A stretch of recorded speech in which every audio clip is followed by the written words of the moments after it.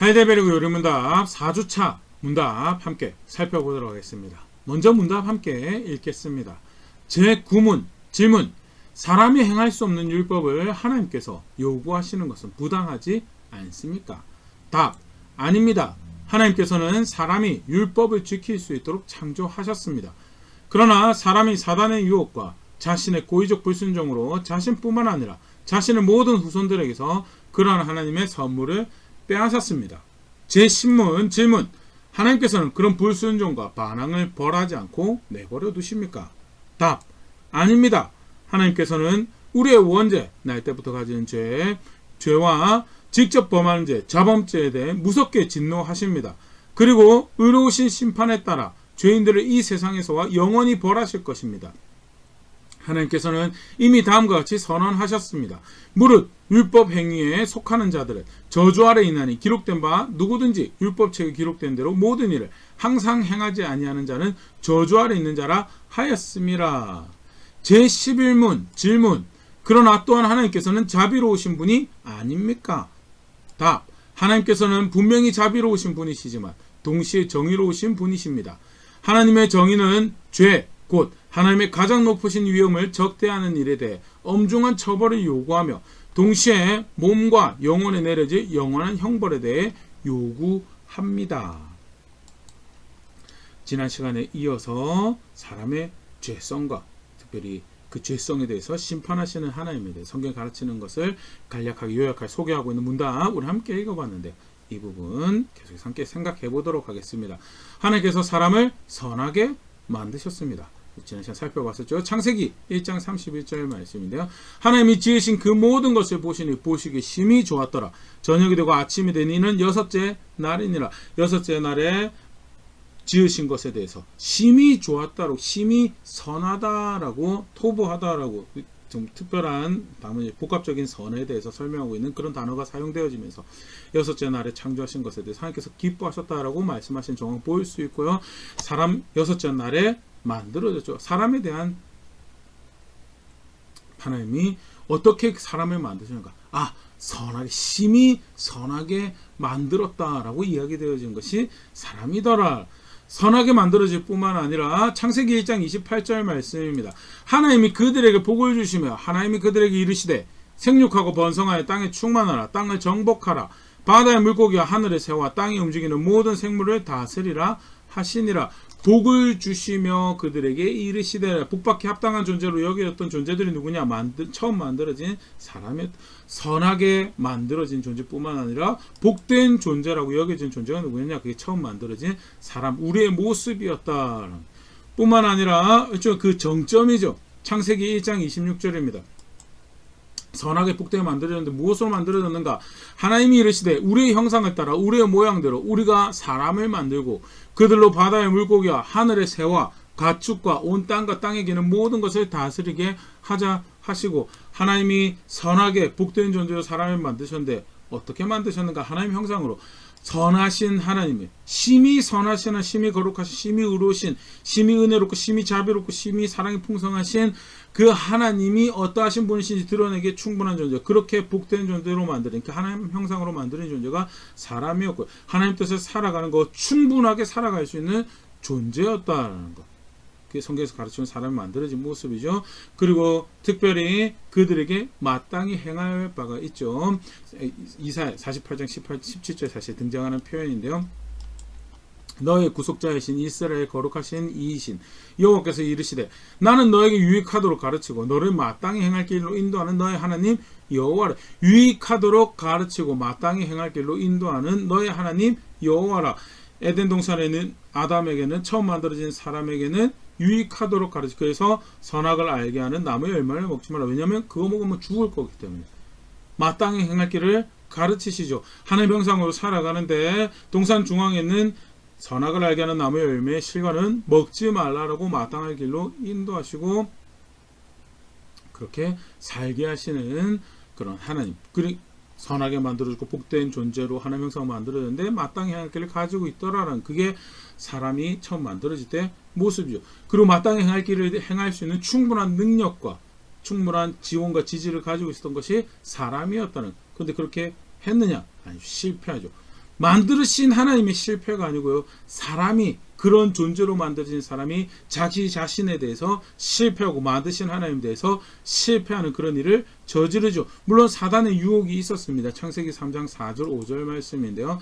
뱀이 여자에게 이르되 너희가 결코 죽지 아니하리라. 하나님께 죽는다라고 하는 일에 대해서 결코 죽지 아니하리라라고 이야기하고요. 5절 너희가 그것을 먹는 날에는 너희 눈이 밝아져 하나님과 같이 되어 선악을 알 줄 하나님이 아심이니라. 마치 가장 선하신 하나님이 가장 선한 것을 사람에게 주시지 않고 남겨놓은 것처럼 그렇게 유혹하죠. 물론 그 유혹을 받았을 때 유혹을 받을 틈을 제공했던 사람의 모습도 있습니다. 하나님 말씀 정확하게 알고 그것을 기억하고 그 지침으로 삼지 않았던, 그래서 자기가 더 하고 싶은 내용 더하고 더 끔찍한 명령으로 만들어버리고 빼고 싶은 거 죽을까 하노라라고 빼는 모습도 우리가 지난 시간에 살펴봤었는데요. 사탄의 유혹이 있었지만 궁극적으로 그 유혹의 틈을 열어주고 무엇보다도 존중해야 될 질서를, 그 기준을 따르지 않았던 것은 사람의 책임이었죠. 창세기 3장 6절 여자가 그 나무를 본즉 먹음직도 하고 보암직도 하고 지혜롭게 할 만큼 탐스럽기도 한 나무인지라. 여자가 그 열매를 따먹고 자기와 함께 남편에게도 주매 그도 먹은즉 죽는다고 한 열매에 대해서 그것을 어떻게 보느냐, 먹음직한 것으로 보암직한 것으로 지혜롭게 할 만한 것으로 봤던 사람의 문제가 등장을 하고 있고요. 그 결과 마땅히 해야 될 것을 하지 않죠. 먹으면 죽는다고 유익을 위해서 알려주고 그래서 먹지 말라라고 하는 말씀 분명히 있는데 마땅히 해야 할 길을 따르지 않습니다. 그걸 성경에서 이렇게 표현하죠.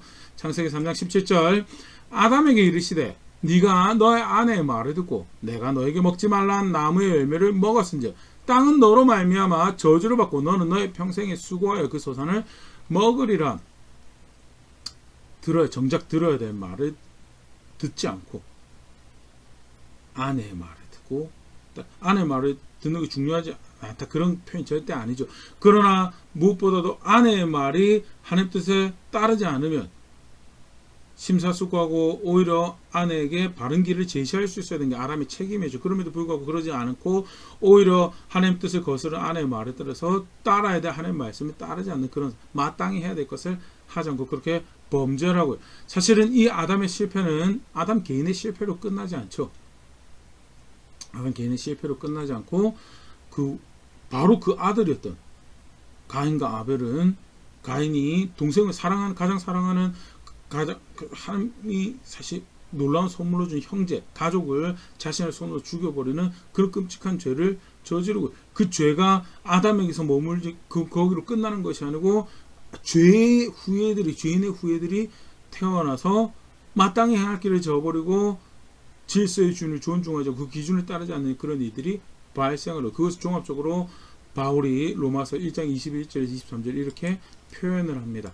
하나님을 알되 하나님을 영화롭게도 아니하며 감사하지도 아니하고 오히려 그 생각이 허망해지며 미련한 마음이 하나님을 알 수 있는 길들이 주어져서 만들어진 만물 안에 살아가면서 대표적인 걸로 우리가 살아갈 수 있도록 놀라운 질서가 유지가 되더라라는 것, 각종 과학 공식, 수학 공식 발견해내면서 알죠.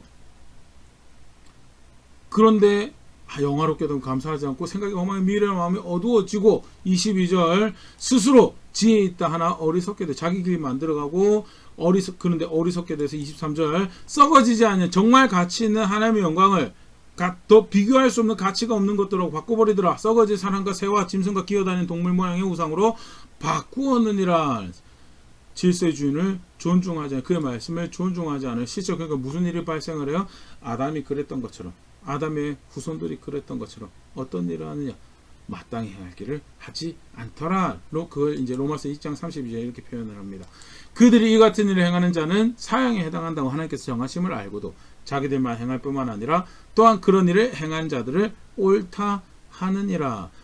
하나님이 이렇게 하면 반드시 죽는다라고 말씀하신 것, 그건 더러운 것이다, 그건 불결한 것, 그건 거룩한 것이 아니라 그건 나를 대적하는 것이다 라고 하는 것에도 자기들만 행할 뿐만 아니라 그걸 옳다라고 하는 그런 일을 하는 것, 정말 사실은 안타까운 모습이지만 그게 사실은 아담의 후의 모습이고, 그런 상태에서 조금 더 부연 설명을 하는 것이 이제 로마서 3장에 우리가 보일 수 있는데요. 아까 우리가 문답을 읽을 땐 그런 표현이 등장했습니다. 원죄라는 표현과 자범죄는 죄성을 가지고 태어나서 스스로 짓는 죄가 있고요. 아담의 후손으로서 물려받은 날 때부터 죄 가운데 태어나는 그런 정황이 있는 거에 대해서 그걸 조금 다른 표현이지만 바울은 로마서 3장에 이렇게 표현하는데요. 로마서 3장 10절 12절 말씀입니다. 기록된 바 의인은 없나니 하나도 없으며 깨닫는 자도 없고 하나님을 찾는 자도 없고 다 치우쳐 함께 무익하게 되고 선을 행한 자는 없나니 하나도 없도다.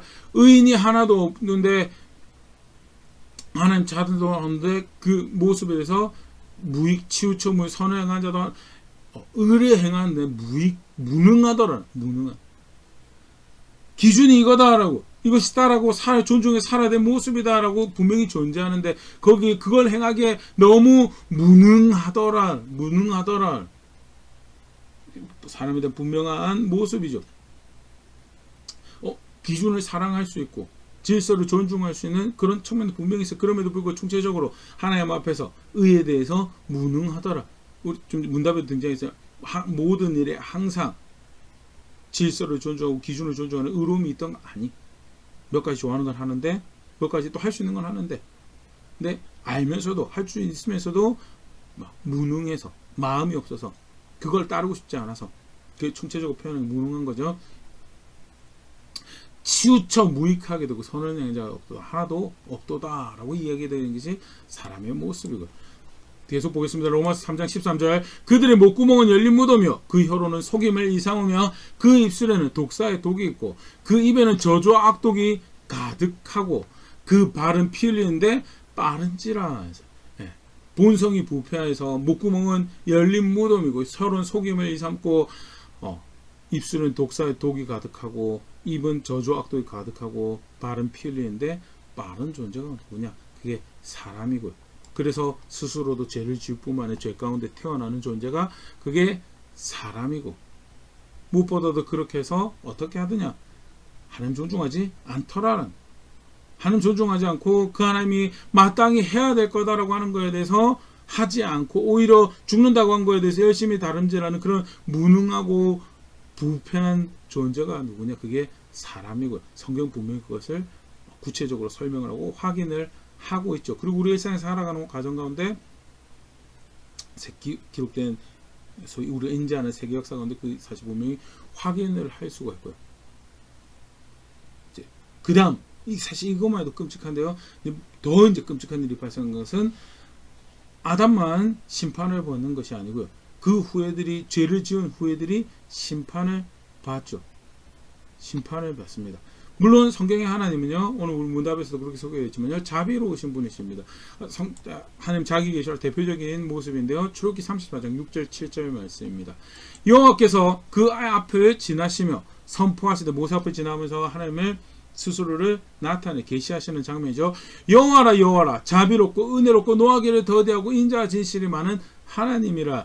자비롭고 은혜롭고 노하기를 더디하고 인자와 진실이 많은 선하신 자비로우신 은혜가 풍성하신 은혜에 사랑이 많으신 분이시다라는 것 분명한 성경의 하나님에 대한 특별히 하나님께서 계시하신 자신에 대한 이해죠. 그래서 사실은 여러 장면에서 이렇게 백성이 하나님에 대해서 묘사하는 그 다음 기록들을 충분히 찾아볼 수 있는데 그런데 이것만 있더냐? 아니죠. 그 다음 반쪽도 우리 함께 기억해야 될 중요한 모습입니다. 7절 인자를 천대까지 베풀며 악과 과실과 죄를 용서하리라. 그러나 벌을 면제하지는 아니하고 아버지 악행을 자손 3, 4대까지 보응하리라. 인자를 베풀고 회개하는 죄에 대해서 용서하시는 그런 하나님이신데 그런데 벌을 면제하지는 죄에 대해서 갚으시는 거예요. 면제. 악행에 대해서 보응하시는 하나님, 그게 성경에서 가르치는 하나님이시죠. 자비로우신 분이시지만 죄는 묵과하고 그냥 지나칠 수 없는 그런 하나님, 공의로운 심판자이신 하나님이시더라는 몇 가지 장면 더 보면요. 시편 5편 4절에서 6절 말씀입니다. 주는 죄악을 기뻐하는 신이 아니시니 악이 주와 함께 머물지 못하며 오만한 자들이 주의 목전에 서지 못하리이다. 주는 모든 행악자를 미워하시며 거짓말하는 자들을 멸망시키시리이다. 여호와께서는 피 흘리기를 즐기는 자와 속이는 자를 싫어하시나이다. 점점 표현의 강도가 세진 정황 보일 수가 있는데 4절부터 다시 한번 우리가 보면요. 주는 죄악을 기뻐하는 신이 아니시니 악이 주와 함께 머물지 못하시며 죄를 묵과할 수 없는 절대 악이 주와 함께 머무지 못한다. 죄는 반드시 정죄하고 심판하셔야 되는 분이시다. 이게 좀 더 표현이 세집니다. 5절 행악자를 미워하신다. 행악자를 미워하시고 대표적인 악을 행하는 모습이죠. 이긴적인 욕심에서 상대방을 해하는 피 흘리는 것. 다음에 상대방을 속이는 그거 하나님 싫어하신다. 미워하시고 싫어하시고 기뻐하지 않으시는 하나님이시고 미워하시고 기뻐하지 않는다는 것 자체 좀 수동적으로 보일 수 있는데요. 미워하고 싫어하는 건 뭐예요? 굉장히 적극적이고 능동적인 거죠. 실제로 그렇게 해서 어떻게 해요? 처벌하시는 분이시죠. 중요합니다. 하나님께서는 심판하십니다. 아담에게는 죽음이 선언되어졌고요. 아담의 후예들에게는 동일하게 아담처럼 죽음을 맞닥뜨리는 그런 일이 발생을 하죠. 그 저주 가운데 살아가면서 이야기가 거기서 끝나더냐? 아니죠. 영원한 형벌을 받는 것. 로마서 6장 23절 그 부분을 말씀 가운데 이렇게 가르치고 있는데요. 죄의 싹은 사망이요 하나님의 은사는 그리스도 예수 우리 주 안에 있는 영생이니라. 죄의 싹은 뭐예요? 죄의 싹은 사망. 아담에게서 확인할 수 있고요. 아담의 후예들에게서 우리의 모습 인생이 지금 한 번 죽는 것은 정해져 있습니다. 그것은 남녀노소 아무리 힘이 많고 권력이 많고 영향이 커 상관없이 죄의 싹은 사망이다라는 것. 결정되어진 사람의 모습 분명히 확인을 할 수 있고 그 죽음의 저주 가운데 태어나 죽음의 저주 가운데 살아가고 죽음에 도달하는 안타까운 모습이 사실은 인생의 모습이에요. 왜 그렇게 됐는가? 죄 때문에 그렇게 됐다는 것. 스스로 건져낼 수 없는 그 비참함이 더 보면 안타까운 인생의 모습 분명히 확인할 수 있어요. 근데 정말 끔찍한 것은요. 그 인생이 사망에서 끝나지 않더라는 데살로니가후서 1장 8절 9절 말씀입니다. 하나님을 모르는 자들과 우리 주 예수의 복음에 순종하지 않는 자들에게 형벌을 내리시리니 하나님 존중하지 않는 모른다는 것은 요즘 사실은 우리 출국교회에서 살펴볼 수 있는 바로의 모습 생각할 수 있는데요. 네, 참 존중하지 않는 거죠. 말씀을 내가 왜 따르냐라고 이야기하는 그런 안하무인한 강박하고 완고한 모습을 이야기하는 거고 예수님 복음에 순종하지 않는 자들도 사실 마찬가지 형벌 내리신다. 벌받을 자들에게 벌을 내리시는데 9절 이러한 자들은 주의 얼굴과 그 힘의 영광을 떠나 영원한 멸망의 형벌을 받을 생명에서 하나님의 생명에서 떠나 영원한 멸망의 형벌을 받을 영원한 형벌에 대해서 죽음으로 끝나는 것이 아니고 죽고 난 이후에 영원한 형벌이 있고 그 영원한 형벌은 벗어날 길이 없더라. 영원한 형벌은 벗어날 길이 없더라라는 공정하게 죄에 대해서 책임을 물으시는 하나님 계시고요. 그게 사실은 죄로 인해서 비참한 것이요. 하나님이 거룩하신 분이시고 정의로우신 분이시라서 사실 더 끔찍해. 사실 그가 공정하시다라는 것이 큰 용기가 되고 힘이 되죠. 그러나 더불어서 그것이 죄인에 대한 이야기기에 그 죄가 인생의 죄가 우리의 죄가 얼마나 사실 비참한 결과를 만들어내는가를 또한 확인하는 것이 성경에서 가르치고 있는 바인데요. 간단하게 인생의 죄의 모습, 죄된 모습, 그 비참함에 대해서 조금 더 우리 함께 살펴봤는데요. 뭐가 가장 심각한 문제였는가? 죄가 가장 심각한 문제였다는 죄에 대해서 구원하시러 오신 하나님이 사실 그 하나님의 아들이 얼마나 큰 은혜였는가 생각해볼 수 있는 그런 대목이기도 하고 더불어서 그 아들이 무슨 구원을 위해서 오셨는가? 자기 백성을 저희 죄에서 구원하시기 위해서 오신 구원자라는 사실. 당장 사실은 어려움을 모면하는 것이 구원 같긴 한데요. 근데 사실은 그것보다도 더 큰 심각한 문제 하나님의 아들은 그것을 해결하시는 구원자였고 실제로 그렇다면 사실은 뭐가 우리가 더 적극적으로 능동적으로 싸워가야 될 우리 삶의 이슈냐 나를 괴롭히게 해서 내를 힘들게 하는 사람 좀 어떻게 좀 편해졌으면 좋겠다 원만해지면 좋겠다 그거보다도 더 생각하게 능동적으로 적극적으로 싸워야 될 문제가 뭐냐 그게 사실 죄에 대한 문제고 성경은 분명한 그런 일을 확인을 하고 있다라는 뭐가 가장 인생을 사람을 끔찍하고 비참하게 만들었느냐 죄의 문제인데 사실은 나는 죄의 문제에 대해서 하나님 뜻을 거스르고 따라야 될 마땅히 살아야 될 길을 저버리고 살아간 거에서 얼마나 심각하게 해서 거기에 경각심 가지고 조심성 가지고 배워가고 또 그 길을 걷기 위해서 수고하고 애쓰고 있는가 참 말씀 가운데 생각해 볼 수 있으면 좋을 것 같고요. 겸손하게 배워가며 마음과 생각을 붙잡고 스스로 계속해서 깨워서 마땅히 걸어가야 될 길을 겸손하게 걸어가는 자리에요. 그 일을 위해서 은혜를 구하고 그 일을 위해서 싸우고 애쓰고 노력하고 수고하고 땀 흘리는 자리에는 그런 제가 될 수 있으면 좋을 것 같고 그렇게 정말 싸워야 될 것과 바른 싸움을 근실한 싸움을 치러가는 자리에 있는 그렇게 함께 성숙해져가는 우리 교회 될 수 있으면 좋을 것 같습니다.